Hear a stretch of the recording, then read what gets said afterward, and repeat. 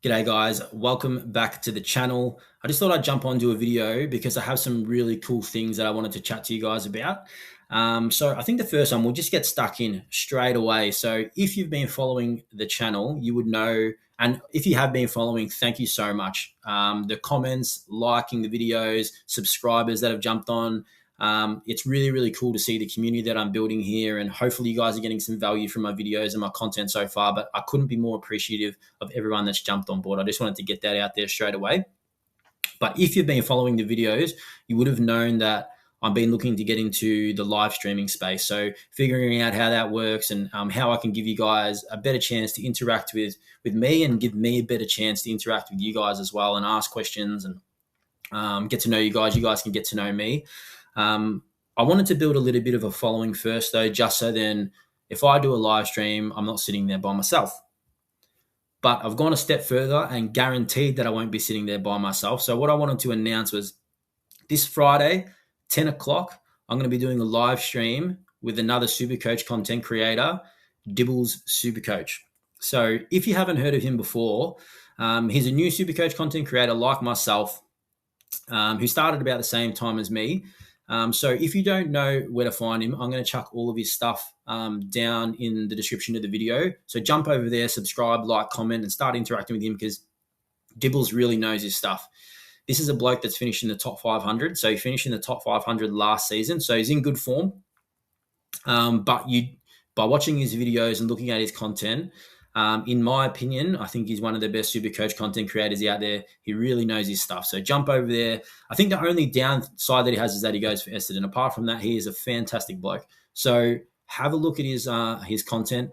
And what's really exciting, like I said, Friday, 10 o'clock, Dibblez Supercoach, Nemo Supercoach, collab. We're going to be talking all things Supercoach. We get to know each other better.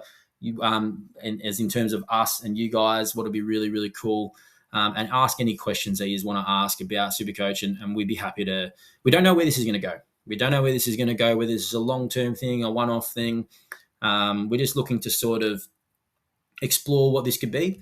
And then eventually I think we'll sort of settle into maybe something more regular. But for now, it's a one-off. Come along. In the comments, let me know if this is something that you guys want to see, if this is something that you guys are interested in and you guys are going to jump on board and join us and let Dibblez know on his channel as well. It's going to be on my channel. The first live stream is going to be on my channel. So I will set up sort of like a pre-stream that shows you guys the countdown of when it's going to be. But like I said, it will be this Friday night, 10 o'clock. Might catch a little bit of the end of the footy and then we can have a laugh and talk about Supercoach for a little bit. So I'm really excited about it, and I know Dibblez is as well. So hopefully you guys can join us on Friday night. The other thing I wanted to talk about was Supercoach strategy. So I didn't want to make this a massively long video because Supercoach strategy can be quite analytical and I suppose just boring. But I wanted to give you guys some content outside of a preview and a review that helps you guys. And I think you guys know from my videos that I want to be able to help you guys as much as possible. Whether or not it's valuable or not it's up for you guys to decide. But I feel like I just want to share with you guys some content that's a little bit different just to seeing a preview and a review, because at the end of the day, that's just what's happening with my team. I want to be able to help you guys with your teams. So let's talk about Supercoach strategy. All right. So the first thing I'm going to do is just take a look at my team and use it as an example for a few different scenarios, and hopefully you can apply that to your team. The only reason I'm using my team is just the easiest one to access, right? So firstly, you have to assess your goal. We're about a little bit over halfway. We're just past halfway of the buys. You're going to kind of know what you're trying to achieve now. I love this about Supercoach is that we're all trying to do or achieve different things. We have different goals. Some people are trying to finish as high as possible and rank as high as possible. That's always my goal.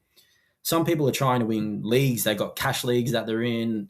That's their priority. They don't necessarily care about their overall rank at the end of the season. They just want to make sure when they're winning, come round 23 or 24 or however many rounds are in Supercoach these days or the AFL, you want to be winning the grand final for your Supercoach league. Or now with this cool new dynamic that Supercoach have, maybe you want to be winning the Supercoach Cup and you'd be the inaugural Supercoach Cup winner. What would be pretty sick. Unfortunately, we were bundled out in round 3, I'm pretty sure. So it ain't going to be Nemo Supercoach this year, but hopefully one of you guys, hopefully one of my followers wins the Supercoach Cup. Let me know if you're still in the Supercoach Cup, and I want to jump on board that journey and see if you guys can win it. It'd be sick if one of my followers or subscribers or anyone that sort of consume my content won Supercoach Cup. The inaugural Supercoach Cup winner would be sick. Anyway, having that said, we're going to use my team as an example to show you two different scenarios for two different types of goals. So the two goals that I want to speak about is if you're trying to win your league or if you're going for overall points. The trade, and I want to try to keep this as short as possible just because this stuff can drag on. So the thing that I want to talk about is F6. In my team, it's a clear issue. So as you can see here, I have Murdoch there now. I need that to be a primo eventually. I need his cash this week to turn into a premium midfielder, so that'll happen. The only thing is that I need that premium midfielder to be around 500K. The reason being is that leaves me enough money to bring in Durham next week because I know he's not going to go up in price because he's got the buy. Okay.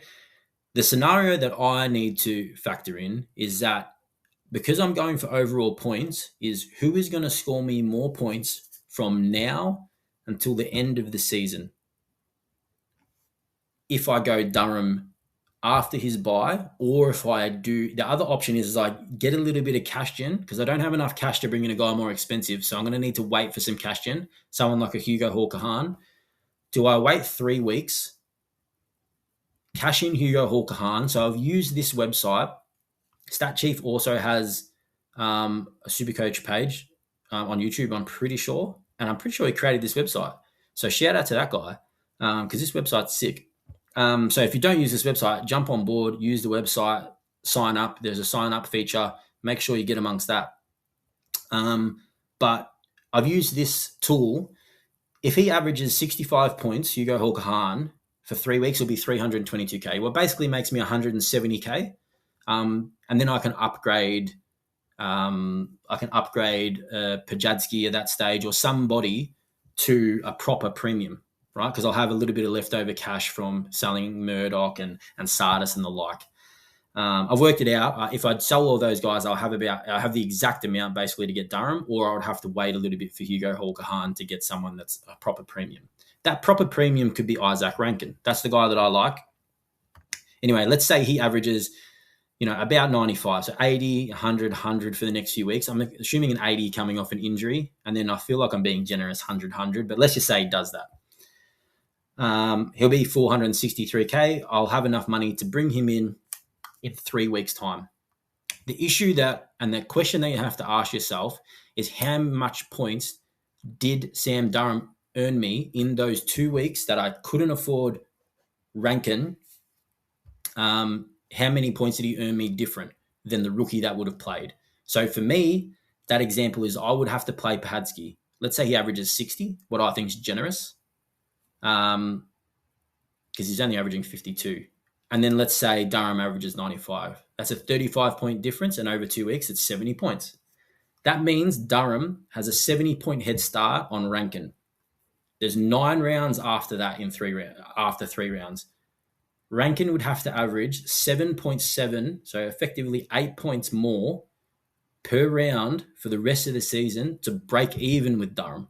So even though I like Rankin more and I think he will average more, I think he'll average about 5 points more than Durham, at least. It's not worth it because he needs to average 8 points more just to break even. And there's a world that Durham averages more than Rankin. So you just have to factor that in. If you're going for overall points, and this is the overall points scenario where you're going for ranking, sometimes bringing in a cheaper guy earlier instead of waiting for the super primo is better for your overall points. Even though towards the end of the season, you're like, oh, Rankin's making up his ground. He's getting 5 points extra every single week than Durham. The reality is that you already banked those points. He's not going to make enough. He's not going to make enough points up over those rounds. He's running out of time because there's not that many rounds left. 9 rounds in 3 rounds times only 9 rounds.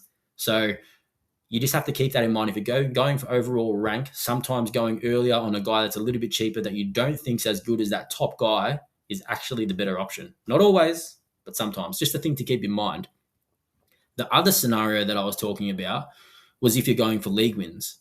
Then you want the guys that are winning at the end of the season. You want the guys that are scoring big at the end. So if you think ranking's going to average better for that back end of the season, the thing is you have to factor in where you are on the ladder.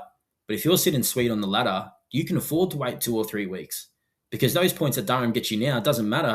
He's not going to score those points at the end of the season. So you just have to be mindful of that as well. The other one strategic thing I wanted to bring up was the players' runs at the end of the season. So I see a lot of people jumping on Luke Davies-Uniacke. For overall points, I think this is a great move. Right, he has a really, really good run. I'm just going to use Sheasel because he plays for North Melbourne, and the run is what's important.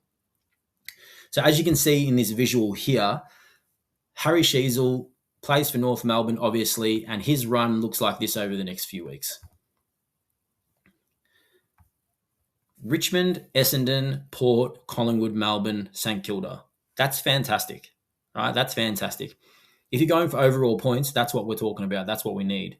But if you're going for league wins, you have to keep in mind for those last 4 games of the season, North Melbourne are going to play Hawthorn, the Western Bulldogs, Geelong and Sydney.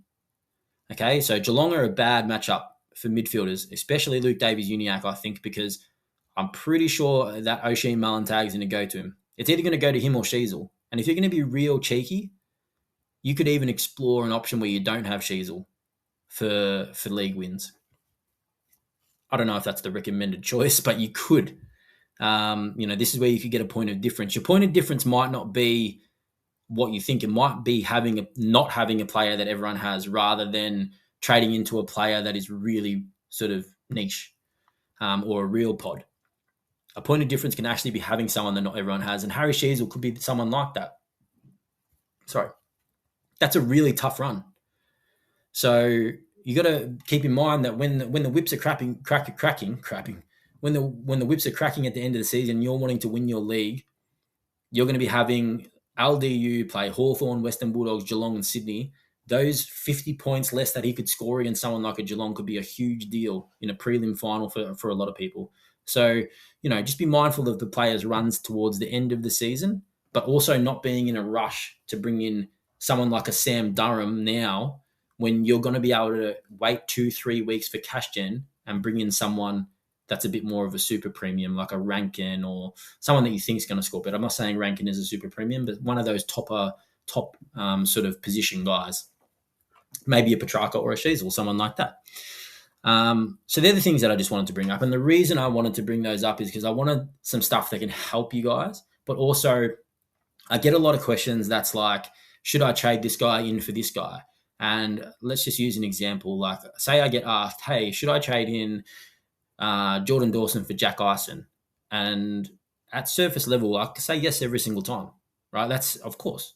If you can afford Jordan Dawson instead of Jack Ison, go for it. That's a fan. He's definitely going to score more than Jack Ison. But without knowing how much money you have, the cash gen, how many trades you have, other positions that you need to fill, maybe Jordan Dawson isn't the right guy. And I just don't want to lead you guys down the wrong path. Maybe you're better off bringing in a cheaper premium and then getting another half premium, like a fake premium, sort of like a Durham. It depends, but it also depends on what your goals are. What's really cool is that I think this Friday night, during the live stream, would be a really, really good time, because we're going to be able to interact straight away, and I'm not going to be, commenting or reacting to your comments sort of like hours on, and it's sort of like a broken communication. Me and Dibblez Supercoach are going to be right there for you guys to ask a question, and we're going to be able to respond straight away. And the dialogue can be a little bit more sort of in depth. So hopefully this is a video that has helped you guys out. Hopefully this is something that has been able to provide value. I think for me, if you're going to take away anything, it's just firstly assessing what your goal is. Assess what your goal is. Do you want overall rank? Do you want league wins? Do you want Supercoach Cup? It's very hard to play for all three. Pick a goal that you want to go for. Someone like me, I'm going for rank. So I'm going to go basically all out, be aggressive, and rely on a little bit luck towards the end of the season with injuries and lack of trades. And then I might make some aggressive sideways trades, stuff like that. Or do you play for league wins? Maybe you bank a few trades. Maybe you wait a little bit and wait for extra cash gen to bring in all the top guys, rather than trying to get sort of an extra 20 points or 30 points here and there right now that doesn't actually matter. maybe you're bringing in guys that have good runs in the last 4 rounds rather than bringing in guys that have a really good run now. They're the things that you should be considering. Anyway, I'm stoked to make that announcement that we're doing the live stream. Thank you for joining me for another video. I know this is a little bit different to what we normally do, but hopefully you guys get some value from it. If this is something that you liked, a strategy video like this, I know they can be a bit nerdy, but that's just me. You guys know I'm a little bit of an analytical person. But if this is something that you guys liked, comment, subscribe, and also comment on about the live stream. Is that something that you guys want to see? And let us know if you're going to be a part of it, because it'd be good to know that, you know, we're going to have some people there joining us on Friday night. I think me and Dibblez would rest a little bit easier if it wasn't just us two having a chat. But yeah, either way, I think it's going to be great, and I'm really looking forward to it. So I'm going to be releasing my round 15 preview probably on the Thursday anyway, and what I'm going to be doing with my team and my usual content. But in the meantime, jump over to Dibblez Supercoach, interact with him. He's got some content coming out this week as well, and I'll catch up with you guys on Friday, 10 o'clock with Dibblez Supercoach. Dibblez Supercoach, Nemo Supercoach collab. Can't wait. Take it easy, guys.